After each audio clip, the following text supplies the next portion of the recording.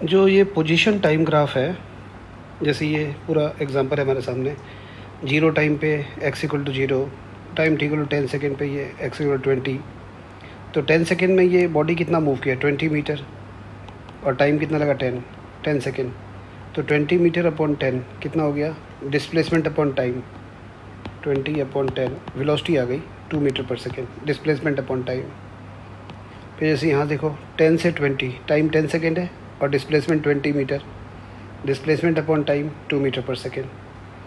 तो अगर एक ग्राफ हमने अगर पोजीशन टाइम ग्राफ बना लिया है इस पूरे मोशन के लिए, तो ये ग्राफ का जो स्लोप है ना वो वेलोसिटी बताएगा। देखो मैं स्लोप निकाल देता हूँ, ये मान लिया एंगल थीटा है, तो टेन थीटा इक्वल टू ये बोल सकते हैं ये 20/10, 2 मीटर पर सेकेंड। या फिर ऐसे बोल सकते हैं, ऐसे 40/20,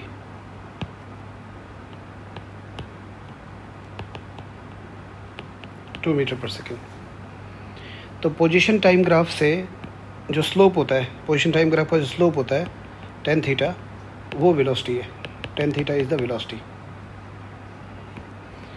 अब ये यूनिफॉर्म मोशन बैकवर्ड डायरेक्शन में है, इसका ग्राफ है ये। तो इसमें स्लोप कैसे निकालेंगे, देखो ये एंगल जो है ना, यहाँ पर एंगल जो है ये थीटा ऐसे हो गया, ये हो गया माइनस थीटा, क्योंकि हमें पता है कि जो एंगल क्लॉकवाइज डायरेक्शन में जो एंगल होता है ना, ये टाइम एक्सिस हो गया, ये माइनस थीटा, तो ये नेगेटिव थीटा हो गया। तो अगर हम वेलोसिटी निकालना है तो वो थीटा ये हम यहाँ लिख देंगे परपेंडिकुलर अपन हाइपोट बेस करके। जैसे परपेंडिकुलर कितना होगा यहाँ पे 120/60, तो 120/60 कितना होगा 2 मीटर पर सेकेंड। लेकिन ये माइनस में आएगा क्योंकि यहाँ पे स्लोप क्या है, नेगेटिव है स्लोप, माइनस थीटा, तो 10 ऑफ माइनस थीटा हो गया। तो यहाँ नेगेटिव वेलोसिटी आएगी -2 metre per second. The slope of x-T graph gives velocity, represents velocity. X-T graph का जो स्लोप होता है वो वेलोसिटी होता है। बॉडी जब रेस्ट पे है तो एक्स-टी ग्राफ ऐसे बना, तो इसका स्लोप कितना है 0, तो यहाँ वेलोसिटी 0 हो गई। अब एक्स-टी ग्राफ बनाना है एक पार्टिकल का जिसकी स्पीड इंक्रीज़ कर रही है फॉरवर्ड डायरेक्शन में। पार्टिकल इधर जा रहा है, ये फॉरवर्ड डायरेक्शन में। टाइम t इक्वल टू 0 पे x इक्वल टू 0, 1 सेकेंड के बाद पार्टिकल यहाँ पे आ गया, 1 मीटर मूव किया। 2 सेकेंड के बाद particle x equal to 4 metre पे आ गया, मतलब t इक्वल टू 1 से लेकर 2 सेकेंड के बीच में पार्टिकल 3 मीटर मूव कर गया। तो पहले 1 सेकेंड में पार्टिकल 1 मीटर मूव किया और नेक्स्ट 1 सेकेंड में पार्टिकल 3 मीटर मूव किया। टाइम t इक्वल टू 2 पे पार्टिकल यहाँ पे है, टाइम t इक्वल टू 3 पे मान लो यहाँ पर है पार्टिकल। तो 2 से 3 सेकेंड, मतलब इस 1 सेकेंड में पार्टिकल 5 मीटर मूव किया। तो पहले 1 सेकेंड में पार्टिकल कम मूव कर रहा है, अगले 1 सेकेंड में ज़्यादा डिस्टेंस मूव कर रहा है, उससे अगले 1 सेकेंड में और ज़्यादा डिस्टेंस मूव कर रहा है। इसका मतलब पार्टिकल की स्पीड बढ़ रही है। तो ये टाइम और पोजीशन की वैल्यूज़ है। इसको मैं इस ग्राफ पे प्लॉट कर रहा हूँ मैं, दोनों पहले 0 0 हैं, तो ये वैल्यूज़ है। देखो 0 0 1 1 2 टाइम 2, एक्स की वैल्यू 4, ऐसे पॉइंट्स है ये। तो एक लाइन पे नहीं आएंगे, इसको ऐसे फ्री हैंड से ज्वाइन करके मैं बना देता हूँ। इसमें बनेगा कर्व ऐसे। तो स्पीड अगर इंक्रीज़ हो रही है तो एक्स-टी ग्राफ ऐसे बनेगा, कर्व बनेगा। खुद भी बना के देख लो ग्राफ पेपर पे, ये एक्स-टी ग्राफ बनेगा, स्पीड इंक्रीज़ कर रहा है। और यहाँ पर x और t के बीच में अगर रिलेशन सोचा जाए तो ये ऐसा कुछ बनना चाहिए, x इक्वल टू t²। देख लो, t मैं 0 पुट कर रहा हूँ तो x equal to 0, t 1 put किया तो x equal to 1, t 2 put किया 2² 4, तो x और t में ऐसा रिलेशन आ गया। तो ये पार्टिकल जब मूव कर रहा है तो ये इस रूल के अकॉर्डिंग मूव कर रहा है, इस कंडीशन को सेटिस्फाई कर रहा है, और ये ग्राफ बन रहा है। तो अगर स्पीड इंक्रीज़ करेगी फॉरवर्ड डायरेक्शन में तो ये ऐसे बनेगा ग्राफ।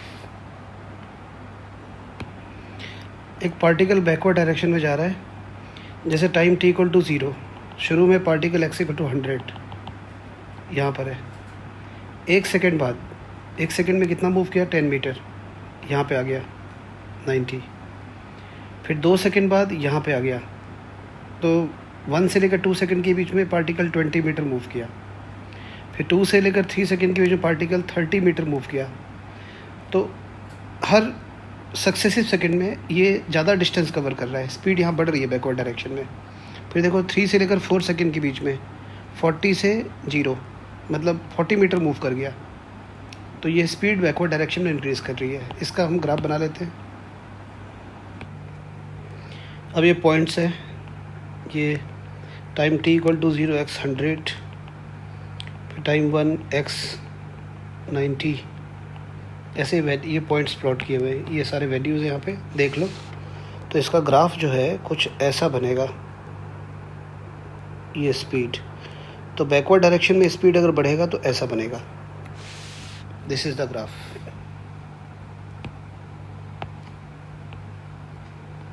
ये पॉइंट्स है। याद रखने के लिए मैं एक्सटी ग्राफ, जैसे स्पीड अगर इंक्रीज़ करती है तो याद रखने के लिए मैं समझा देता हूँ। जैसे अगर स्पीड बढ़ रही है फॉरवर्ड डायरेक्शन में तो एक्सटी ग्राफ ऐसा बनता है, ऐसा। और स्पीड अगर बैकवर्ड डायरेक्शन में बढ़ रही है तो बिल्कुल इसका बिल्कुल मिरर इमेज बनाना है, इसी का स्पीड इंक्रीज़ वाला ग्राफ। ये स्पीड अगर बढ़ रही है बैकवर्ड डायरेक्शन में तो इसका ग्राफ ऐसा बनेगा, बिल्कुल। ये ग्राफ और ये ग्राफ दोनों एक दूसरे के मिरर इमेज है। तो ये स्पीड, ये है speed increasing in forward direction, speed increasing backward direction, बिल्कुल। तो speed increasing in forward direction में एक्सटी ग्राफ ऐसा बनता है, ये ग्राफ वो याद कर लो। और इसी का बिल्कुल मिरर इमेज बनेगा, इसका ये मिरर इमेज है, ये वाला बिल्कुल एक तरह से ये मिरर इमेज हो गया। अब है speed decreasing in forward direction. जैसे टाइम t = 0 पे मान लो सपोज पार्टिकल यहाँ पे 1 सेकंड के बाद यहाँ आ गया, ये पार्टिकल ऐसे मूव कर रहा है स्ट्रेट लाइन में। तो ये 1 सेकंड में 30 मीटर मूव किया, फिर अगले 1 सेकंड में 20 मीटर, उससे अगले 1 सेकंड में सिर्फ 10 मीटर, उससे अगले 1 सेकंड में 5 मीटर, ऐसे। तो इसको ग्राफ पेपर पर प्लॉट करके देखते हैं। इधर पोजीशन, इधर टाइम है, ये पॉइंट्स हमने प्लॉट किए हैं, ये वैल्यूज़ यहाँ पे है। तो ये ग्राफ कुछ ऐसा बनेगा इस शेप में। मैं बना के दिखा देता हूँ। ये स्पीड डिक्रीजिंग का ग्राफ है, एक्सटी ग्राफ। अगर स्पीड कम हो रही है, फॉरवर्ड डायरेक्शन में जा रहा है बॉडी और स्पीड कम हो रही, तो ये बनेगा xt graph. This is the xt graph. ये सारे पॉइंट्स प्लॉट किए गए हैं। स्पीड डिक्रीजिंग का जो एक्सटी ग्राफ है फॉरवर्ड डायरेक्शन में तो ये बनेगा, और बैकवर्ड डायरेक्शन बनाना है बिल्कुल याद रखने के लिए, बिल्कुल इसका जो है ना मिरर इमेज बनाना है। तो बैकवर्ड डायरेक्शन में जा रहा है बॉडी और उसकी स्पीड कम हो रही है, डिक्रीज़ कर रही है, तो उसका ग्राफ ऐसा बनेगा। तो ये वाला ग्राफ जो है speed decreasing in forward direction और speed decreasing in backward direction. तो हम इन सबको एक बार में रिवाइज़ कर लेते हैं। ये रिवाइज़ कर लेते हैं। अगर बॉडी रेस्ट पे है तो एक्सटी ग्राफ ऐसे बनता है, टाइम एक्सिस के पैरेलल रेस्ट पे, पोजीशन टाइम ग्राफ। और अगर यूनिफॉर्म मोशन हो रही है फॉरवर्ड डायरेक्शन में तो एक्सटी ग्राफ ऐसे बनता है, स्ट्रेट लाइन ओरिजिन से, यहाँ से भी हो सकता है, कहीं से भी होता है, स्ट्रेट लाइन फॉरवर्ड डायरेक्शन में। एक्स इंक्रीज़ कर रहा है टाइम के साथ, तो uniform motion in forward direction. और यूनिफॉर्म मोशन बैकवर्ड डायरेक्शन में हो रहा है तो ये ऐसे बनेगा ग्राफ, ये शेप बनेगी। और एक्सटी ग्राफ का जो स्लोप होता है वेलोसिटी होता है। अगर स्पीड इंक्रीज़ कर रही है फॉरवर्ड डायरेक्शन में तो ये ऐसे ग्राफ बनेगा। ये वैल्यूज़ एक बार प्लॉट करके ग्राफ पेपर पे देख लेना। स्पीड अगर इंक्रीज़ कर रही है बैकवर्ड डायरेक्शन में ऐसे बनेगा। याद रखने के लिए अगर स्पीड बढ़ रही है फॉरवर्ड डायरेक्शन में ऐसे, और स्पीड बढ़ रही है बैकवर्ड डायरेक्शन में तो ये ऐसे है, बिल्कुल मिरर इमेज है। स्पीड कम होने का ग्राफ डिक्रीजिंग का, ये फॉरवर्ड डायरेक्शन में डिक्रीज़ कर रही है, बिल्कुल इसी का मिरर इमेज ही है। ये भी दोनों ग्राफ डिक्रीज़ के लिए है, स्पीड डिक्रीजिंग के। तो इतना पहले पता होना चाहिए ग्राफ के बारे में। इंस्टेंटेनियस वेलोसिटी, इसका मतलब होता है कि velocity at any instant of time, एक पर्टिकुलर टाइम पे जो वेलोसिटी होती है इसको इंस्टेंटेनियस वेलोसिटी बोलते हैं। तो उसको समझने के लिए पहले ये समझो कि ये जैसे ये एक्स एक्सिस बनाया हुआ है, एक पार्टिकल एक्स डायरेक्शन में ऐसे जा रहा है। t1 टाइम पे पार्टिकल यहाँ a पॉइंट पर है एट टाइम t = t1, और उसकी जो पोजीशन है मतलब ओरिजिन से कितनी दूर है, x1 डिस्टेंस पे है। फिर ये पार्टिकल ऐसे जा रहा है, a से b तक जा रहा है, और t2 टाइम पे टाइम t = t2 पे पार्टिकल b पॉइंट पे है, इसकी पोजीशन है x2। तो पार्टिकल a से b तक जो डिस्प्लेसमेंट हुई पार्टिकल की वो हो गई x2 - x1 डेल्टा x, और टाइम कितना लगा a से लेकर b तक, t2 - t1 डेल्टा t। तो इस पार्टिकल की जो एवरेज वेलोसिटी है, एवरेज वेलोसिटी v एवरेज, वो होगी delta x upon delta t। लेकिन हमें एवरेज वेलोसिटी नहीं निकालना है। एवरेज वेलोसिटी तो a से b तक मतलब यहाँ से यहाँ तक, लेकिन हमें इंस्टेंटेनियस निकालना है, मतलब एक पर्टिकुलर पॉइंट पे, a पॉइंट पे। देखो एक पर्टिकुलर पॉइंट पे वेलोसिटी देखा जाए तो मीनिंगलेस है। अगर हमें इस पॉइंट पे वेलोसिटी निकालना है तो डिस्प्लेसमेंट तो जीरो हो जाएगी ना, फिर टाइम भी नहीं लगेगी इसी पॉइंट पे। टाइम कहाँ बीतेगा, टाइम इंटरवल भी जीरो हो जाएगा, 0/0 हो जाएगा। तो इस बात से बचने के लिए हम क्या करते हैं कि बी पॉइंट को ए के जितना क्लोज ला सकते हैं ले आएंगे। बी पॉइंट को will bring the point B very close to A, या ए को बी के काफ़ी क्लोज लेकर आओ। तो जब बी ए के बहुत क्लोज आ जाएगा, जैसे मान लो बी यहाँ पे आ गया, या और क्लोज ले आओ बी को, यहाँ पे ले आओ, बहुत क्लोज ले आओ बी को ए के। सपोज ए और बी बहुत पास पास आ गए। जब बहुत पास पास आ जाएंगे तो ए और बी एक ही पॉइंट हो जाएगा, मतलब ए और बी के बीच का जो डिस्टेंस है, जो कि डेल्टा एक्स है, वो डी एक्स में कन्वर्ट हो जाएगा। डेल्टा एक्स और डी एक्स में यही फ़र्क होता है कि डेल्टा एक्स हो गया, ए और बी जब दूर है तो वो जो डिस्टेंस है वो डेल्टा एक्स है।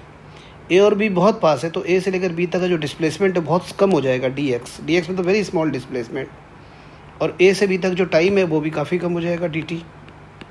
तो v = dx/dt, इसको हम बोलते हैं इंस्टेंटेनियस वेलोसिटी।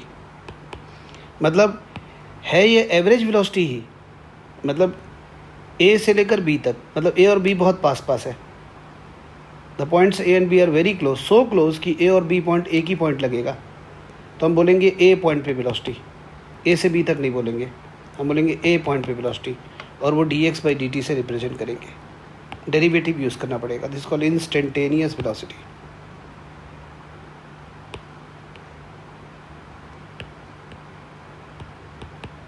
तो velocity at any instant of time is called instantaneous velocity.